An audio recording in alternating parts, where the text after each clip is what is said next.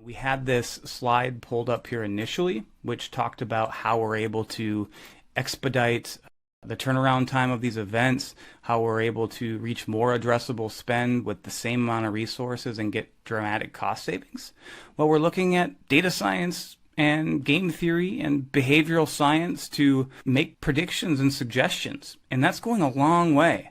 And if we apply the automation that's inherent within the system to as many of these steps as possible, such that perhaps you want to run entirely automated, quasi-autonomous steps to entire categories of spend based on maybe dollar amount or something, that can certainly be done, because the final step then becomes, once the supplier has submitted their bid, an awarding process. So we'll be able to analyze each of those line items as needed, or by lot, or by winner take all, to decide an optimal award value based on the priorities that matter to you. So certainly not just cost, if that's something that shouldn't be the sole factor. We can look at, well, how were they responding to the survey questions that might be weighted, and what is an incumbency status? Maybe you prefer to work with already trusted relationships and want to prioritize that in the award scenario. And obviously you can have a lowest price or highest score award as needed.